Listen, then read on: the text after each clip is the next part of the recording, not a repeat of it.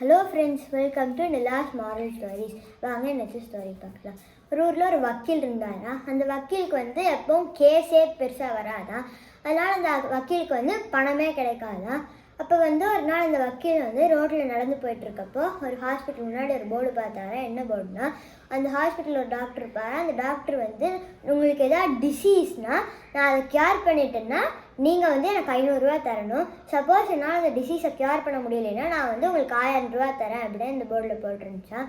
உடனே அந்த டாக்டர் அந்த வக்கீல் அப்படியா அப்படின்னு சொல்லிட்டு அந்த ஹாஸ்பிட்டலுக்குள்ளே போனாராம். ஹாஸ்பிட்டலுக்குள்ளே போய் அந்த டாக்டர்கிட்ட டாக்டர் எனக்கு நாக்கில் டேஸ்ட்டே தெரிய மாட்டேங்குது டாக்டர் அப்படின்னு சொன்னாரா. உடனே அந்த டாக்டர் ஒரு நர்ஸை கூப்பிட்டு, நர்ஸ் இந்த 11ஆம் நம்பர் பாட்டில் எடுத்துகிட்டு வாங்க அப்படின்னு சொன்னாரா. உடனே அந்த நர்ஸை எடுத்துகிட்டு கொடுத்தாங்க.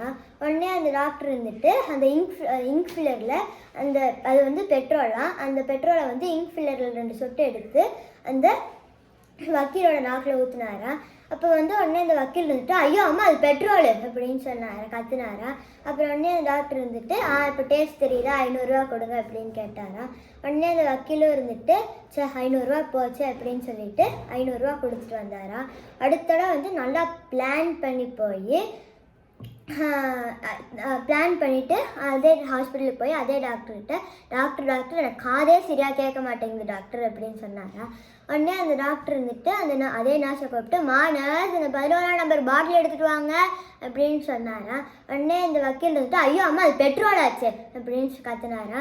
உடனே அந்த டாக்டர் காது கேட்குதா, 500 ரூபா கொடுங்க அப்படின்னாரா.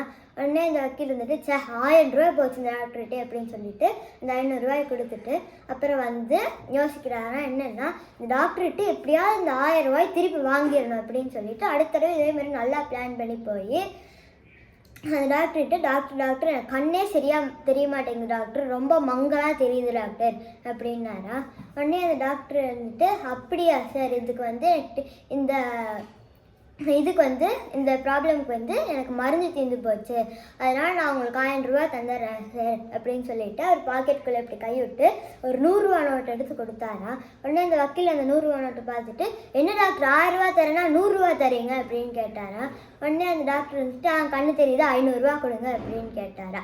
So moral of the story என்னென்னா, நம்ம யாராவது ஏமாற்ற பார்த்தோம்னா கடைசியில் நம்ம தான் ஏமாந்துடுவோம். தேங்க்யூ.